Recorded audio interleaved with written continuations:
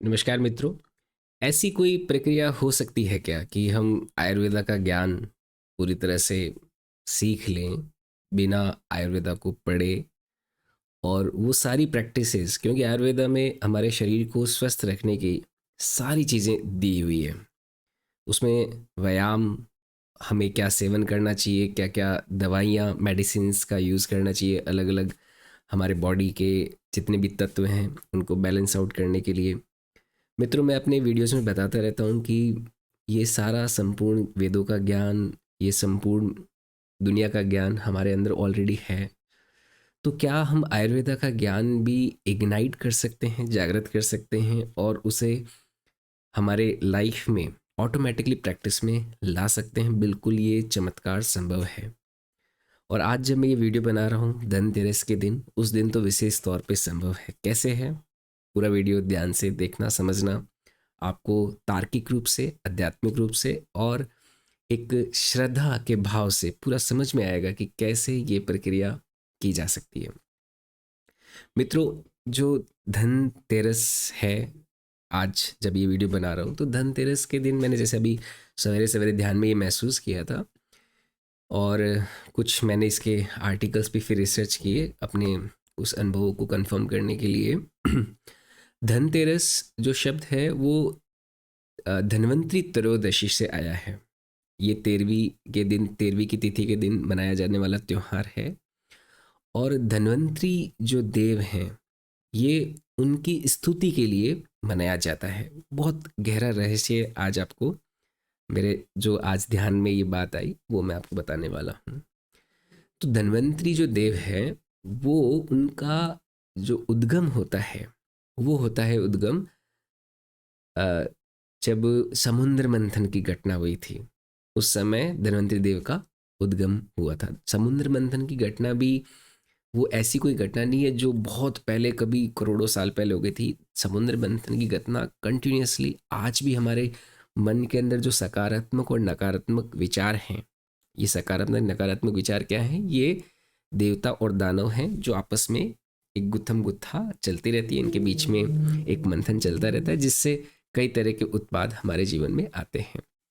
तो उन्हीं उत्पादों में एक हमारे मन के अंदर एक ऊर्जा का जागृत होता है, ऊर्जा का जागरण होता है, जो ऊर्जा का नाम है धन्वंतरी ऊर्जा, जो धन्वंतरी देव भी है, धन्वंतरी कॉन्शियस है, जिसको आप कुछ भी नाम दे सकते हैं।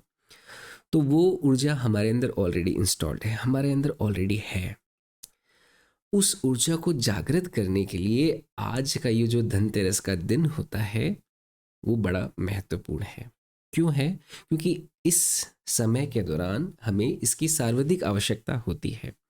आप देखिए कि ये जो अभी समय चल रहा है, अभी ये समय में मौसम परिवर्तित हो रहा है, गर्मी से सर्दी वाला एक ट्रांजिशन टाइम है।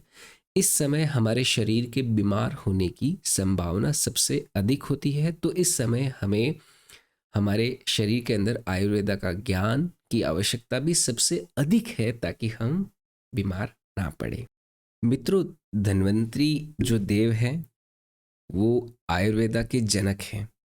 संपूर्ण आयुर्वेदा का जो ज्ञान है, जो हमारे स्वास्थ्य को अच्छा बनाए रखने के लिए उपयोगी है, उसकी जो सुप्रीम कॉन्शियसनेस है, वो है धन्वंतरी देव। आज के दिन जब हम धन्वंतरी देव की स्तुति करते हैं, कैसे की जाती है वो भी मैं आपको इस वीडियो में बताऊंगा। तो हम हमारे अंदर उस देवत्व भाव का जागृति करते हैं, जो कि हमारे अंदर ऑलरेडी है।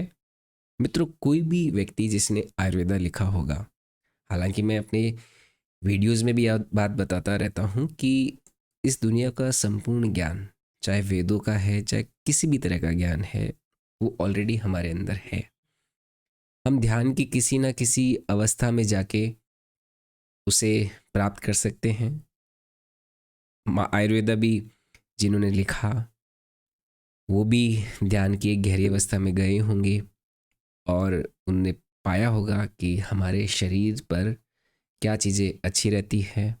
कोई भी अगर रोग होता है तो उसके लिए क्या बेहतर हो सकता है, क्या व्यायाम अच्छा हो सकता है। तो आयुर्वेदा को जिन्होंने भी लिखा होगा, जिन बुद्ध पुरुष ने लिखा होगा, वो एक बहुत गहरी साधना में गए होंगे, और उसके बाद में उनके हाथ, उनके मुखमंडल, उनके मस्तिष्क का उपयोग हुआ होगा पूरे आयुर्वेदा को सिस्टमेटिकली ग्रंथ के रूप में लिखने से। परंतु हम आयुर्वेदा ना पढ़ के भी पूरे आयुर्वेदा का जो लाभ है अपने जीवन में चमत्कारिक ढंग से ले सकते हैं। ये पॉसिबल है। आप बस थोड़ा सा ध्यान से इस प्रक्रिया को समझना, आप ऑटोमेटिकली आयुर्वेदा का नॉलेज आज के इस विशेष दिन पे, जब धनतेरस के दिन ये जब मैं वीडियो बना रहा हूँ, उसमें आप उपयोग में ले सकते हो। कैसे? हमें जब भी कोई तत्व की प्राप्ति करनी होती है, चाहे हमें शिव तत्व की प्राप्त करनी होती है, शिव यानी कि शून्य तत्व को प्राप्त करना है, तो हम शिव की स्तुति करते हैं। तो आज हमें धन्वंतरी देव के माध्यम से जो आयुर्वेदा का ज्ञान है वो अगर हमें अपने अंदर इंस्टॉल करना है, जो कि है, मतलब कंप्यूटर में आप देखते हो ना सॉफ्टवेयर होता है, पर इंस्टॉल करने के लिए हमें एक कमांड देनी पड़ती है। वो कमांड हम दे सकते हैं। कैसे? बाय प्रेयर, स्तुति करने से, पूजा करने से। आज के दिन जब भी हम धन्वंतरी भगवान जो है उनकी आकृति को तस्वीर के रूप में या फिर मूर्ति के रूप में सामने रखते हैं, वो ना रख के भी स्मृति भी करें तो वो भी कर सकते हैं। परंतु हमारे पूर्वजों को पता था कि भाई इंसान जो है उसका दिमाग इधर उधर भागता रहता है, तो स्मृति में तो वो धन्वंतरी देव को ला पाए कुछ फ्रैक्शन ऑफ सेकंड के लिए तो संभव ना हो पाए। तो बजाय इसके कि सामने अगर आकृति रहेगी तो उस दैवीय तत्व की, उस ऊर्जा की स्तुति करना आसान हो जाता है, स्मृति में लाना, उनको विजुलाइज करना आसान हो जाता है। तो हमें हमारे सामने रखना होता है धन्वंतरी भगवान की मूर्ति या उनकी तस्वीर, आकृति। उसके बाद में कोई भी अगर हमें इम्यूनिटी की तरफ जाना है, इम्यून प्रोसेस की तरफ जाते हैं, जैसे कोरोना में हमें इम्यूनिटी डोज हमने लगवाई अपने अंदर, तो उसके बाद में हमारी बॉडी इम्यून हो गई कोरोना ना होने के लिए। तो आयुर्वेदा के ज्ञान को ऑलरेडी जो हमारे अंदर है उसे इंस्टॉल करने के लिए हमें एक इम्यूनिटी डोज की ज़रूरत पड़ती है। यहाँ पे इम्यूनिटी डोज क्या होती है? ये पंचामृत। पंचामृत क्या होता है? सफ़ेद कलर का एक बहुत ही स्वादिष्ट प्रसाद होता है, जो आपने अलग अलग कभी भी कोई मंदिर गए हैं, स्पेशली कृष्ण राधा के मंदिर, तो वहाँ पे पंचामृत का प्रसाद आपने लिया होगा। कैसे बनता है वो भी बताऊंगा।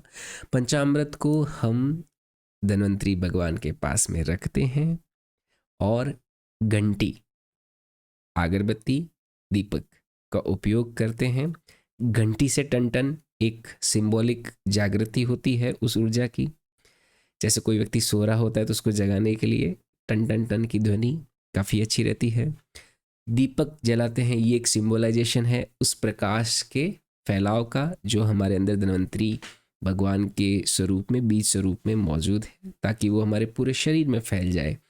और फिर अगरबत्ती से हम स्तुति करते हैं। ये सिंबलाइजेशन है चक्रण का, कि वो जो फैलाव है धन्वंतरी ऊर्जा का हमारे शरीर के अलग अलग भाग में, चक्राओं में हमें क्या करें, चक्राओं जो हमारे जितने भी चक्र हैं उन चक्रों को साफ करे, क्लिंजिंग करे, उनको शुद्ध करे।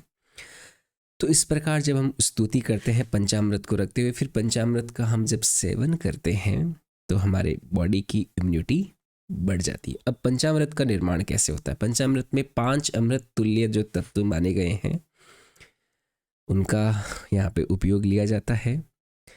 सबसे पहला जो पंचामृत का तत्व है वो है दूध, फिर दही और फिर घी। ये 3 तो तत्व गाय से हमें प्राप्त होते हैं। इसके अलावा 2 और तत्व हैं, एक है शहद और एक है चीनी। आप बोलेंगे कि चीनी से तो डायबिटीज़ होता है, वो अमृत तुल्य तत्व कैसे है?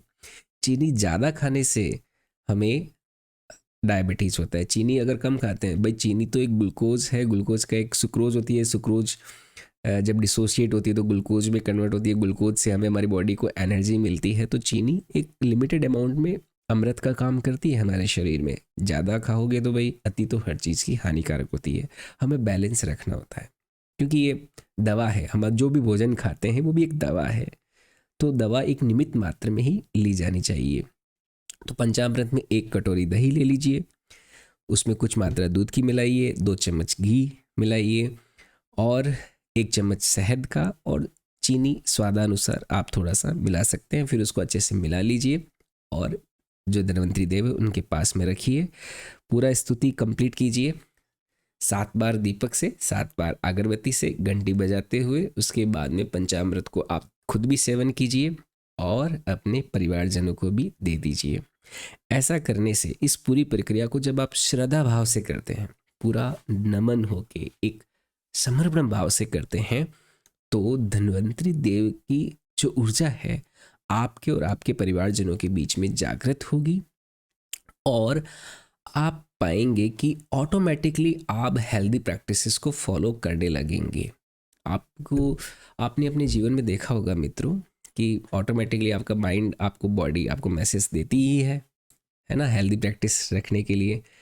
कभी कभी मन करता है ना कि अभी कुछ दिन मुझे खिचड़ी खाना चाहिए, कभी कुछ दिन मुझे दलिया खाना चाहिए, कभी कुछ दिन मुझे एक्सरसाइज करनी चाहिए। ये बॉडी अपने आप मैसेजिंग कैसे करती है? Because already body knows how to maintain this thing, this life.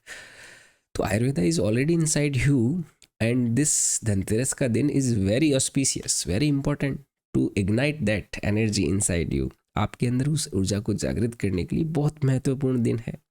तो धन्वंतरी देव की स्तुति आप अच्छे से कीजिए आज के दिन और अपने जीवन को एक स्वस्थ जीवन दीजिए। धनतेरस का बहुत एक ऐसा भी मतलब निकाला जाता है कि इस दिन धन की बारिश हो, धन ही धन आए। पर वो धन एक वैसा धन नहीं है, ये है स्वास्थ्य का धन। आपका स्वास्थ्य जो है बहुत अच्छा बना रहे। जो धन की देवी है लक्ष्मी, उसकी पूजा हम धनतेरस के 2 दिन बाद में करते हैं। तो एक प्रॉस्पेरिट्स लाइफ जीने के लिए जो सबसे ज़्यादा महत्वपूर्ण है वो है स्वस्थ शरीर। स्वस्थ शरीर आपके लाइफ में अगर है तो आपका पैसा, सब कुछ, संपत्ति वगैरह सबका आप आनंद ले सकते हो। स्वस्थ शरीर नहीं है, पैसा बहुत ज़्यादा है तो उसका कोई मूल्यवान आपके जीवन में नहीं रह जाता। तो सबसे बड़ा जो धन है वो है आपका शरीर की स्वास्थ्य, है ना। पहला सुख निरोगी काया। तो धनतेरस के दिन मेरी शुभकामनाएं आपके साथ। इस पूरी प्रक्रिया को अपनाएं और अपने जीवन में चमत्कारिक बदलाव देखें।